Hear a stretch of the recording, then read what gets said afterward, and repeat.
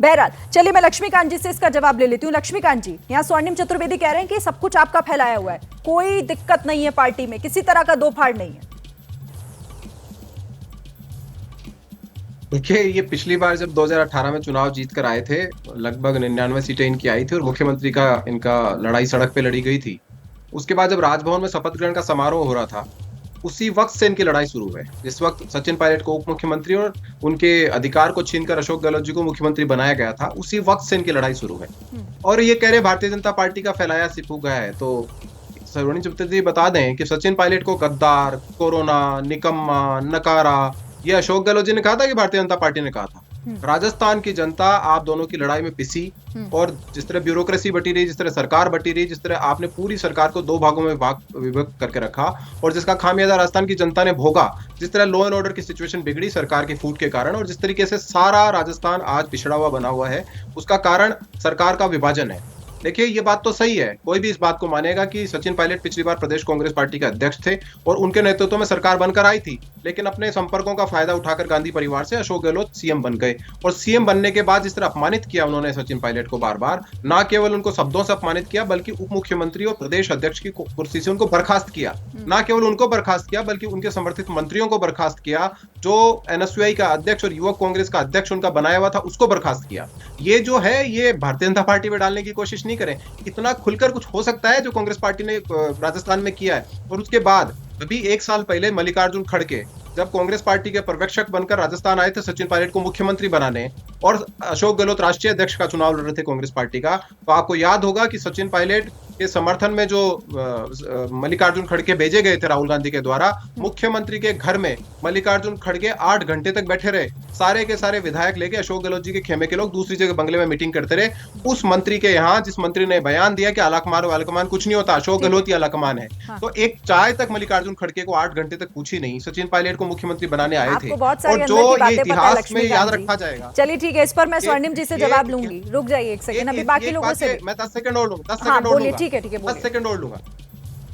देखिए, ये इतिहास में याद रखा जाएगा कि जिसको कांग्रेस पार्टी अपना राष्ट्रीय अध्यक्ष बना रही थी, उसी ने अपने आलाकमान के खिलाफ बगावत कर दी।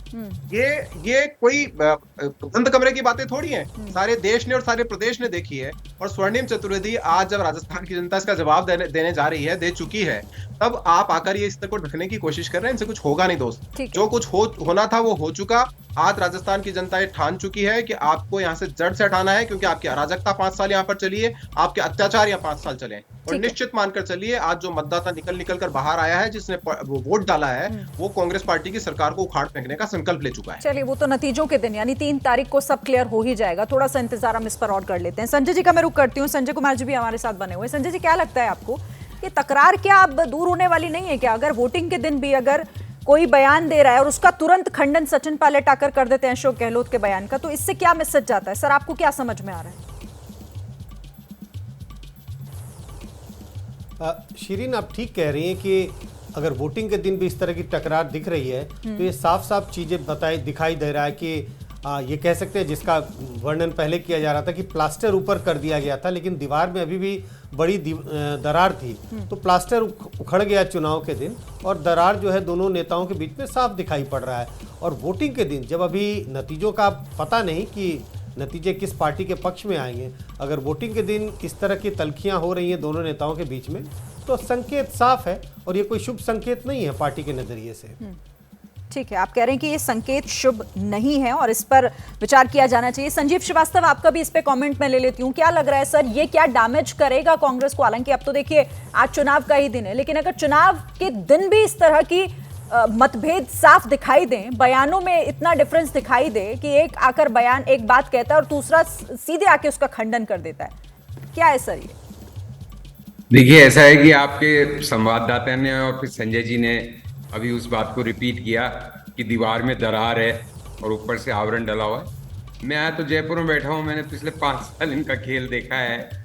वो दीवार ही नहीं है पीछे, सिर्फ पर्दा डला हुआ है। वो दीवार में दरार वगैरह का चक्कर नहीं है, दीवार ही गायब है। तो सचिन पायलट और अशोक गहलोत की तो हम पुराने जमाने में फिल्में देखा करते थे ना, मेरा गांव मेरा देश, ये शत्रुघ्न सिन्हा, विनोद खन्ना की मेरे अपने, कुछ वैसी सी लड़ाई हो गई है। मतलब अगर मैं जयपुर में नहीं होता और मेरी इन दोनों से लगातार बात नहीं होती जी तो मैं विश्वास नहीं कर सकता था कि ऐसा इतनी कटुता भी कभी हो सकती है। मतलब ये राजस्थान के संदर्भ में ये भूतो न भविष्यति कटुता है। तो बट इसके साथ साथ मैं कहूंगा ये जो आज के बयान को जो हम पैक बना रहे हैं वो ज्यादा नेचुरल सी बात है कि अशोक गहलोत बोल दिए मैं सभी 200 सीटों पर लड़ रहा हूं। चीफ मिनिस्टर है, चेहरा वही है, पिछले कई सालों से राजस्थान में सरकार के चेहरा वो है, उन्हीं के नाम पे, उन्हीं की योजनाओं पे, उन्हीं की स्कीम्स पे कांग्रेस पार्टी चुनाव लड़ रही है। तो उनकी बात में कोई ऐसी अतिशयोक्ति नहीं है। और अगर सचिन से पूछा तो उसका जवाब भी नेचुरल है। तो ये तो एक वानगी सी है, लेकिन असली लड़ाई तो अगर कांग्रेस सत्ता के पास आती है या चुनाव जीतती है हाँ। तो असली खेल तो उसके बाद शुरू होगा। क्योंकि अशोक गहलोत तो किसी कीमत पर सत्ता नहीं छोड़ेंगे। उनकी ये बात का कोई मतलब ही नहीं है कि हमारे यहाँ नेता तय करते हैं, आला कमान तय करेगा। आला कमान तो जैसे मैं बीजेपी के प्रवक्ताओं से बहुत ही कम सहमत होता हूँ, लेकिन ये तो बात सही है कि आला कमान तो पिछले 25 सितंबर को तय कर चुका था ना, तब तो प्रस्ताव ही पारित नहीं कर पाई कांग्रेस पार्टी। तो अब की बार जीत के दोबारा अशोक जी कैसे वो प्रस्ताव पारित होने देंगे। तो अगर कांग्रेस जीतती है तो छोटा मोटा दंगल होगा, लेकिन अशोक गहलोत जीत जाएंगे उस दंगल को। आपने पहले ही बट जीत अभी तो डिक्लेयर बात कर ये दी है है कि संजीव जी। 3 ठीक है, तारीख को क्या होता है ठीक ये है सर, ज्यादा इंटरेस्टिंग है, दिलचस्प इस पर भी विषय हम है। बात करेंगे और स्वर्णिम जी मुस्कुरा रहे हैं, इस पर जवाब भी देना चाहते होंगे, लेकिन मैं आप लोगों का रुख करूंगी एक बार फिर से। जैसे ही घड़ी का काटा दोपहर 2:30 पे आए, बबीता जी का दिल सास बहू साजिश के लिए मचल जाए। और ये है इनकी बहू, पूरे दिन ऑफिस की टेंशन हो जाए गॉन जब ये करें अपना फेवरेट शो फ्री टाइम पे ऑन। इनकी तरह आप भी देखें अपना फेवरेट शो अपने टाइम पर और डाउनलोड कीजिए एबीपी लाइव ऐप अपने स्मार्ट टीवी पर।